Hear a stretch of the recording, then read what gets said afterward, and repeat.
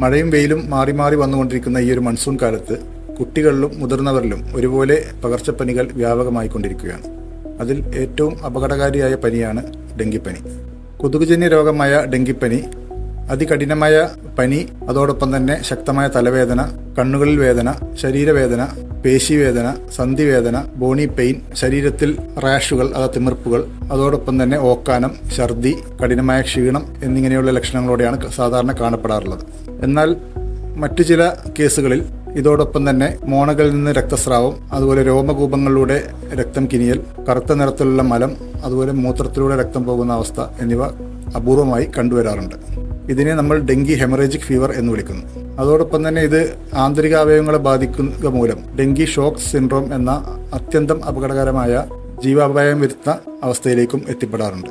നമുക്കറിയാം, ശരീരത്തിലെ രക്തം കട്ടപിടിക്കുന്നതിനാവശ്യമായ ഘടകമാണ് പ്ലേറ്റ്ലെറ്റുകൾ.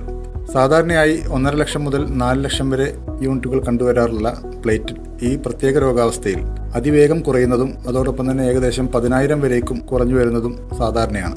ഇത് കഠിനമായ ക്ഷീണത്തിലേക്കും ശാരീരിക ബുദ്ധിമുട്ടുകളിലേക്കും രോഗിയെ നയിക്കാറുണ്ട്.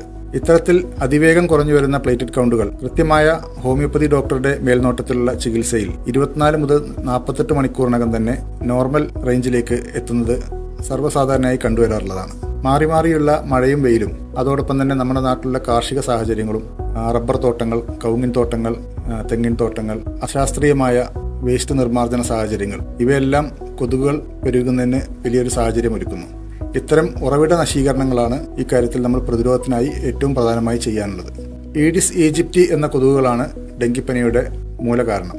പകൽ മാത്രം കണ്ടുവരുന്ന ശരീരത്തിൽ കുറുകെ വരകളുള്ള ഈ കൊതുകുകൾ ടൈഗർ മോസ്കിറ്റോ എന്ന ഓമന പേരിലും അറിയപ്പെടാറുണ്ട്.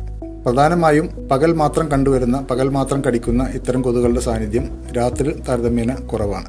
ഇത്തരം കൊതുകുകളെ തിരിച്ചറിഞ്ഞ് തടയുക എന്നുള്ളതാണ് ഇതിനുള്ള പ്രധാന മുൻകരുതൽ.